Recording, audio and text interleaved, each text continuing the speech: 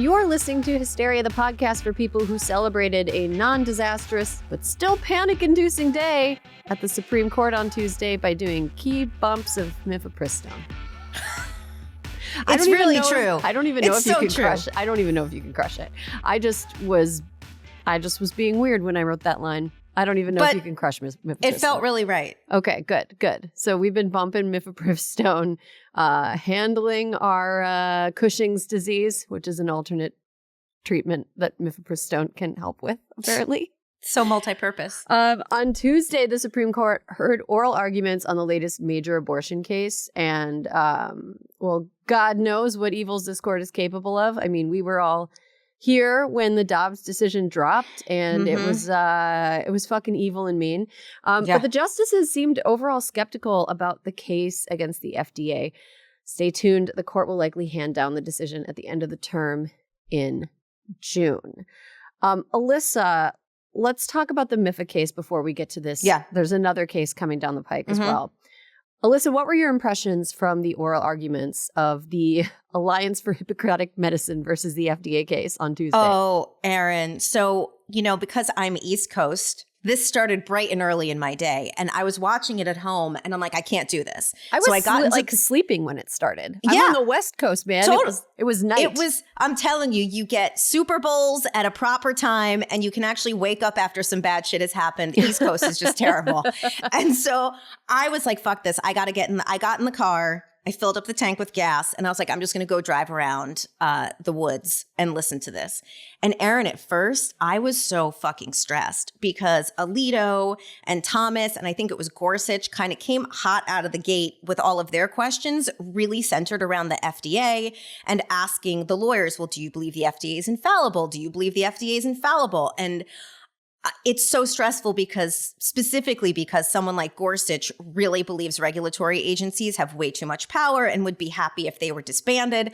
And then I had like a doom spiral because everything that we've listened to in the debates of the Republican primary, which Trump wasn't a part of, but DeSantis and Vivek Ramaswamy, all very in favor of doing things like disbanding the Department of Education, of, diminishing the power of FDA and EPA. They actually, I think Vivek wants to eliminate the EPA.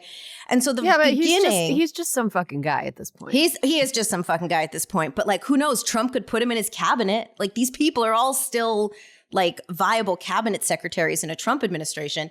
And so at the very beginning of the arguments, I was really stressed, almost IBS inducing, maybe I should pull over kind of stress. Cause I'm like, oh no, they're going down the rabbit hole. But as the arguments progressed, you did start getting a sense that almost everybody on the court was a little bit like, I don't know. Right. This feels sticky. This feels like... This doesn't seem to make very much sense because the Alliance for Hippocratic Medicine, I mean, first of all, the case from top to bottom is a fucking sham Crazy. job. Sham job. The Alliance for Hippocratic Medicine which is a stupid name for anything, is a group of doctors that was formed deliberately in a place where it would be, where any complaints it had would be heard by a judge who was handpicked to be that fucking guy. Yeah, sympathetic to the anti-choice cause in a way that is very, very far out of the mainstream, even of the anti-choice movement, even though that's kind of splintered at this point because they can't agree on a goal anymore. So they venue shopped for the judge. They formed this fake organization that claims that they are harmed by the fact that women are able to obtain Mifepristone, which is half of the abortion pill. They're claiming that harms them as doctors because it forces them to treat people who are having abortion complications from the drug. But the problem with that was that, so in order to take a case to court, you're supposed to be able to demonstrate that something harmed you. Yeah, yes. That you were actually personally harmed. And it was kind of hard for an organization that included more than one dentist to prove. I was like, what dog did the dentist have in this fight? That is okay, if you are a dentist and you're doing an abortion, you are very far from the proper There hole. are bigger problems than the Mifepristone. Yes, you're going to want to head north. That's the hole that you should focus on, Mr. Dentist. But so they were not able to demonstrate that they had actually had to treat anybody who had suffered harm, who was having complications from mifepristone. And that is because mifepristone has been on the market in the U.S. for 20 years. It's been on the market in places like China and France for almost 40 years. And it has a demonstrated track record of safety and efficacy. So they didn't even have concrete examples of somebody coming in to the emergency room with a mifepristone infection, and then needing treatment by these doctors who claimed that because they are anti-abortion, it is harmful for them to have to treat people who are doing things that they morally oppose to, which is a weird thing for a doctor to say anyway. Which, like, Erin, the whole case was literally based on a wild hypothetical. Right. But here's the reason that I think that they were swinging for the fences. Before I go into this, I just want to say, I don't like to give her shout outs very often, but shout out to Amy Coney Barrett for having some demonstrated knowledge of how prenatal care works during the arguments. No, you'd kind of hope. She has several children. Exactly. But here's the thing, like, she used her lived experience to be like, no, actually, the doctors were arguing that the pill should be dispensed via rules predating a change in 2016, which allowed people to receive them by mail and be prescribed by a physician's assistant. It just made it easier to get the pills. Right. And to not, and I think in 2016, they also made it so you don't need to have an ultrasound before being prescribed the abortion pill. And Amy Coney Barrett was like, yeah, but you don't need an ultrasound to know when you're at an early pregnancy appointment. They don't necessarily do an ultrasound. They're just like, when did you start your last period? All right, this is how pregnant you are. And then they go from there. So I appreciated that there was somebody involved in the argument on the conservative side that had lived experience, because I don't know that somebody like Neil Gorsuch would have thought to even make that point, Of course not. No. And she ended up kind of being on the right side of this, as did Neil Gorsuch. I know, which I did not see at the beginning of the arguments. I was like, oh no, this is going south real fast. But no, ultimately they were all like, the doctors and their lawyers literally could not make the case. I do think that Clarence Thomas and Alito and Gorsuch and Kavanaugh, they were all very open to whatever they came to say. And then they brought absolutely no heat. Their case was crazy. Yeah, I'm going to say Erin Hawley, who was the lead attorney for the plaintiffs, aka Mrs. Josh Hawley, aka one half of the evil Erin and Josh, because I am an Erin married to a Josh, and if we ever meet, you'll have to battle it out. We have to fight. It's going to be Marvel. I think that we will win. I'm going to say I've seen Josh Hawley's running form during the January 6th hearings, and I'm pretty sure I could kick his ass. Just I personally, while pregnant, could probably kick Josh Hawley's ass. But anyway, Erin Hawley got shellacked yesterday. Yeah, she was not impressive. Listening on the radio, because again, her case was based almost entirely on hypotheticals. And when the justices, especially Ketanji Brown Jackson, who I felt was doing her best version of Amy Klobuchar's Minnesota Nice, was like, make the argument, but without a hypothetical. And Hawley was like, right, let me explain again that a doctor could see a patient who had taken mifepristone and was having a complication, and in an emergency situation, they wouldn't be able to say, I refuse to treat this patient. And it's like, I'm sorry, what doctor would do that? Do you know what I mean? That's what was so utterly fucking confusing. It's ridiculous. One thing for a doctor to say, you know what? I don't believe, I guess they could be like, I don't believe in mifepristone, so I'm not going to give it to you. But she's saying what emergency room doctors are going to take a survey from someone who's in crisis and be like, oh shit, girl, you took mifepristone? I don't think I can help you. Okay. What about someone who's murdered someone?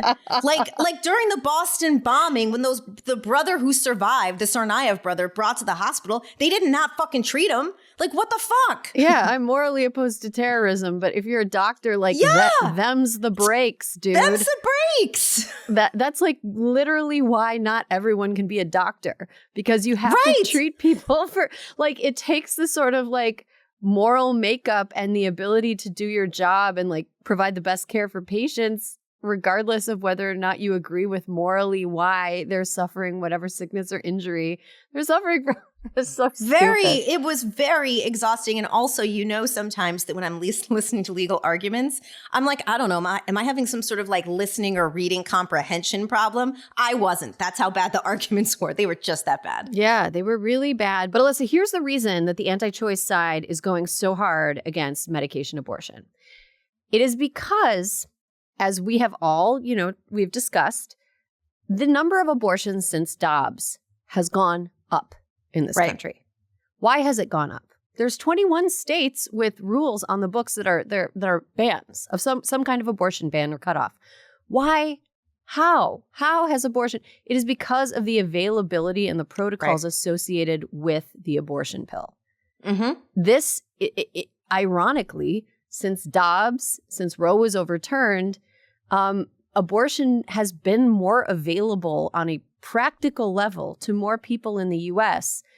than it was before. Now, not all abortion, obviously, because Mifepristone, misoprostol, which is the combination that doctors in the U.S. prescribe for medication abortion, it is effective clinically. They say it's effective up to 10 weeks, although there are other studies, and in other countries it's prescribed until later. But in the U.S., it's prescribed up to like 10, 11 weeks of pregnancy. Right.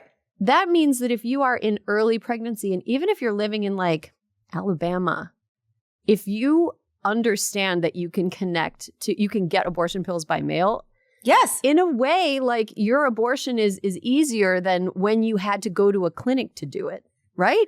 Yeah. And do you want to know something super interesting? Do you know that New York State per capita has more contraception and like reproductive health deserts than most other states? That's weird. Right? But the deserts are like irrelevant if we can get abortion pills by mail, which is why the antis are like, oh fuck, there is no way for us. The only way just to stem the tide of abortion in America is a federal ban, which they will get. They will get it if Trump wins the White House and they have a Republican Senate and a Republican House. There will be a federal ban. There's no question about that. Don't believe anything they say. They lie about this shit all the time to get their way. So federal ban is one way for them to stop or to reduce significantly the number of abortions in America. The other way to do it is to cut off access to the way that 2/3 of abortions in America were performed last year, which is the abortion pill, RU486.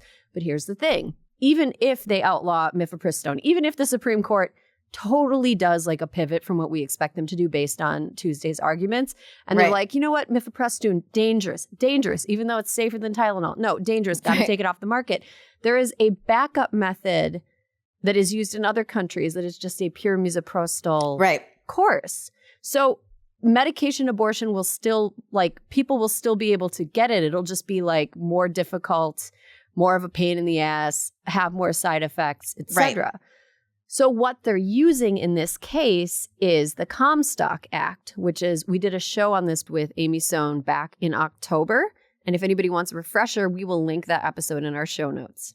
Now, Comstock Act is this old law that was spearheaded by this weird old prude who hated women that outlawed the sending of pornographic, contraceptive or abortifacient supplies by mail.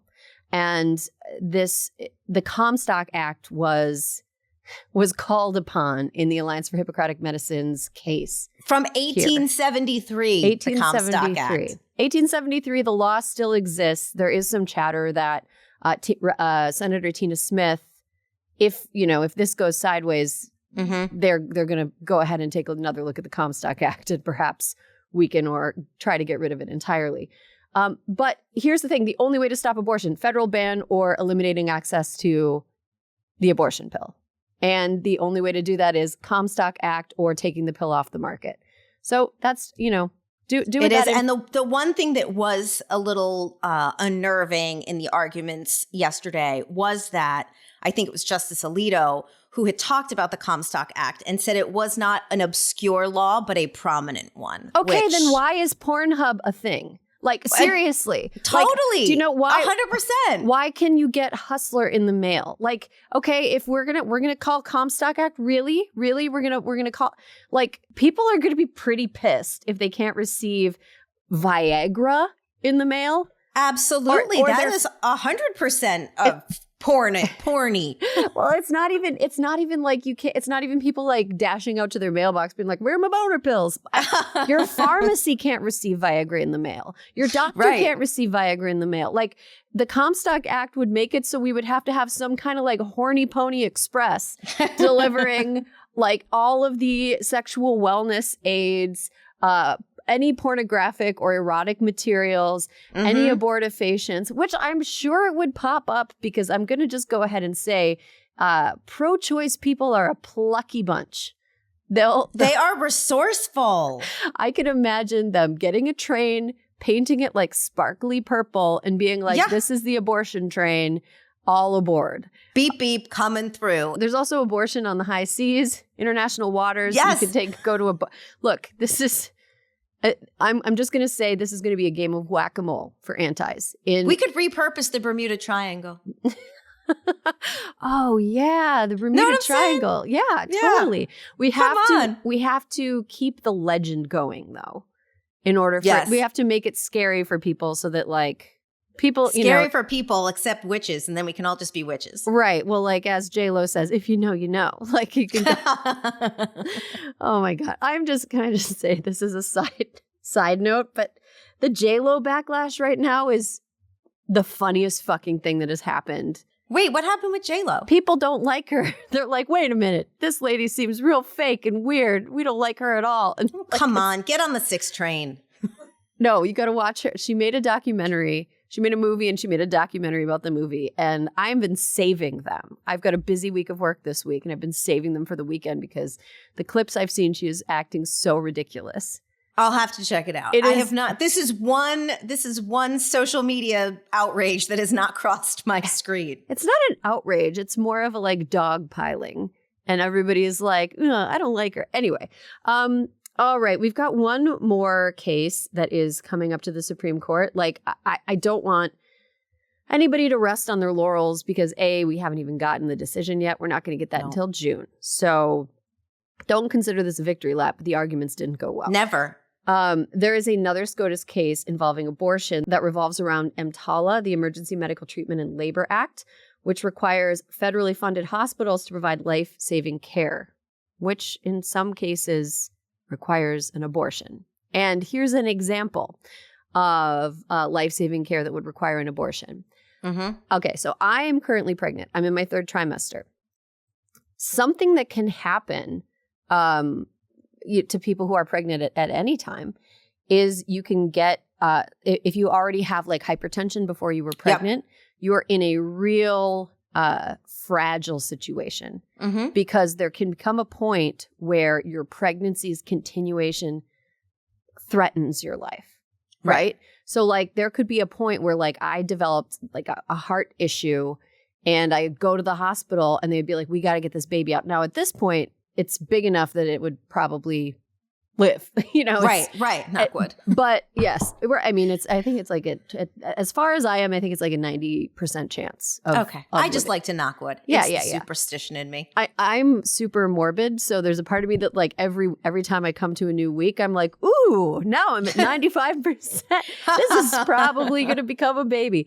But if you're early in pregnancy, if you're prior to 24 weeks, or even if you're prior to like around 30 weeks, like it's not for sure that the baby's going to live. Right. Like if you induce labor at 22 weeks or you take a baby out at 22 weeks because the mother is suffering heart failure, that baby's not going to live. That's an abortion, but you are saving the life of the mother.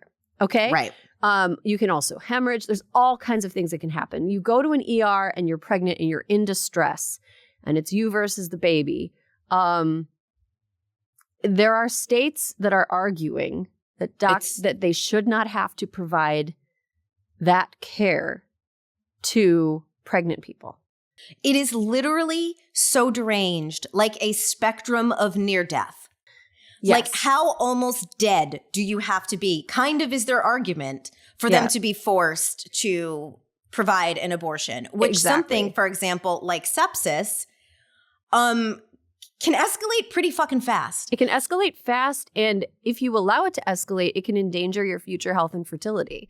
Totally. So not only are you definitely not going, like, the baby is not going to ever be a baby. You're never going to, that pregnancy is going to end with like a stillbirth, and it's horrible and tragic, but that is not, there's no way around that, you know?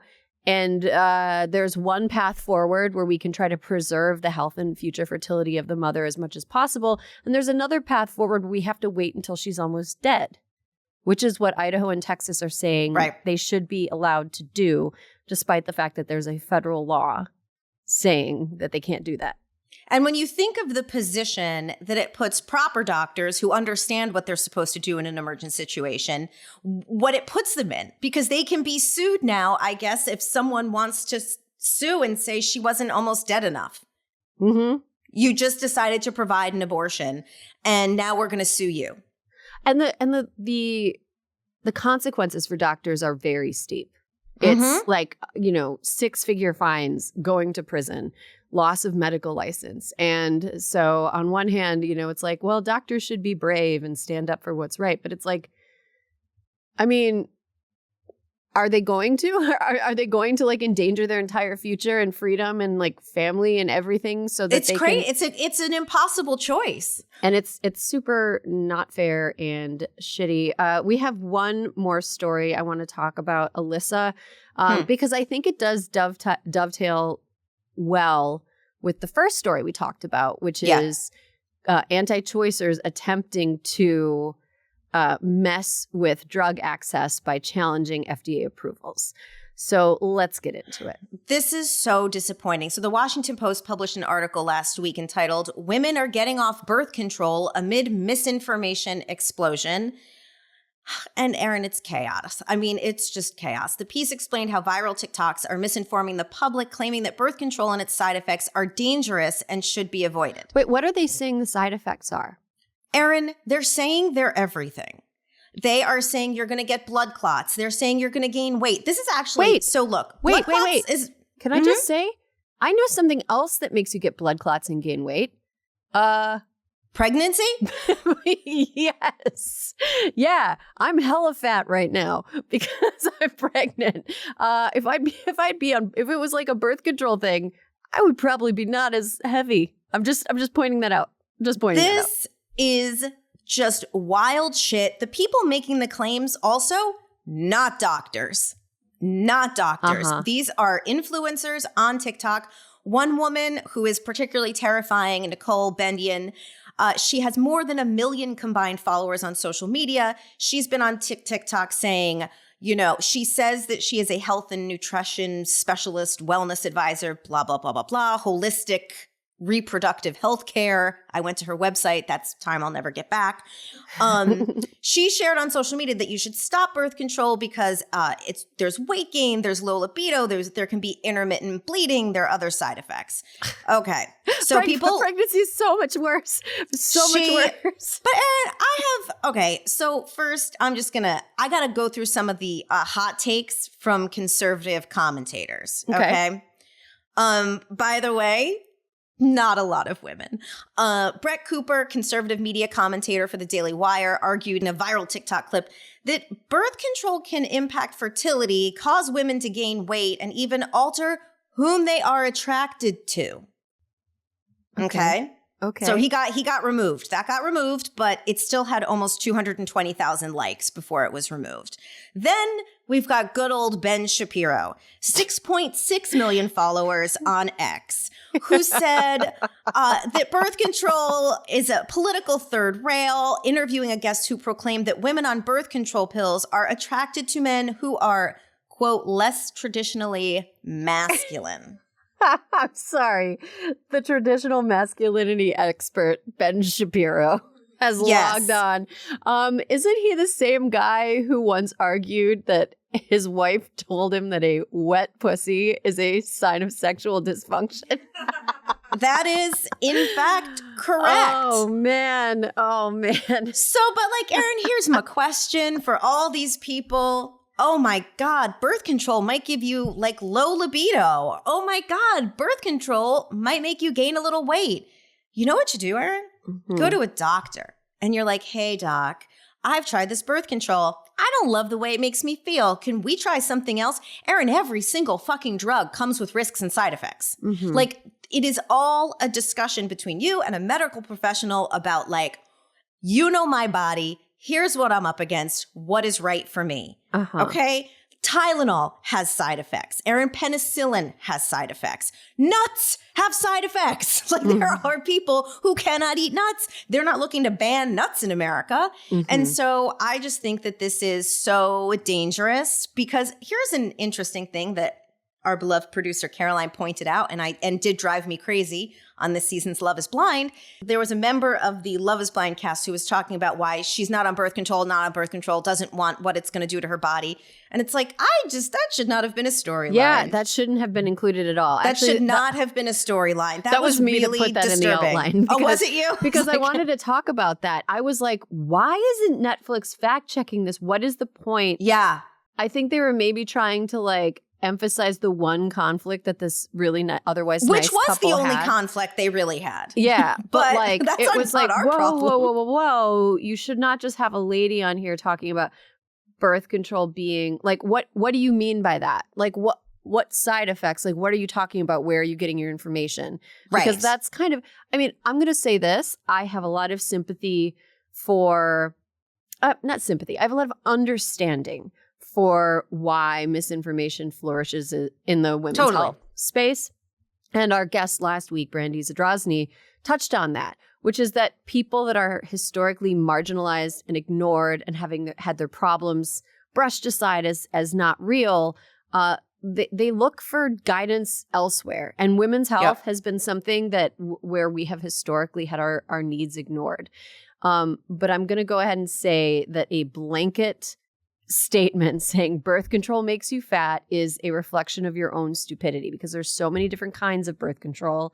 There are so many different methods and there are so many sex educators out there who are feminist, who have women's interests in mind and women's pleasure in mind. And there are resources available to help you find the right birth control for you. And just going off of birth control is a terrible idea. Because I'm going to say what pregnancy can do to the body is so much worse than what birth control can do to the body. And also, can I just say that, as far as I am aware, since my mid to early 30s, I have been infertile, right? I am still on birth control because it helps me regulate my hormones. That is why I have always been on birth control. When I first got on it, it's because I used to sweat like a maniac. And my doctor was like, let's try you on birth control, which totally right said everything. I stopped pitting through all of my shirts. But another reason this whole thing and these influencers get me so concerned. So Nicole Bandian, who I mentioned earlier, has also said things like birth control is connected to mental health crises. So is also having your fucking hormones out of whack. Mm-hmm. She has said that it can make you more susceptible to STDs. What on earth? Like, no, if you have sex with a rando who doesn't use a condom, that could in fact put you in closer proximity to an STD. But the thing that when we were talking about this all yesterday and I got really worked up about is because also yesterday RFK announced his running mate. It was kind of the first time that he had been widely covered in mainstream media for more than like a hot minute. Mm-hmm. And what he was saying in his speech, at least the part that I watched, sounded sort of okay. Uh-huh. He left out the crazy dark side of like the wellness industry that he has inserted himself into, where he says so many of these things that we're talking about today are bad for you. And, if he ends up, he's in discussions with the Libertarian Party. If he were to end up on the ballot as a Libertarian candidate, there'd be so much more ballot access to him. And this is like, he is a real problem in this space. And so I think all of those things just need to be flagged. Yeah. I'm going to say the 2024's Leland Palmer candidate has finally found his log lady. in this. I mean, it was really, and like when you first read about her, I mean, do I think she's like qualified to be vice president? No. I'm sorry. But Nobody who was in high school at the same time that I was should be the vice president. That's my just like baseline. You know rule. what? I agree with that. I even think I'm a bit, you give me another year or two and I could be VP material, but not yet. Yes. I feel like the 50s are the decade when you should be the vice president, when you're in your 50s. Yeah. I think that's right. Yeah.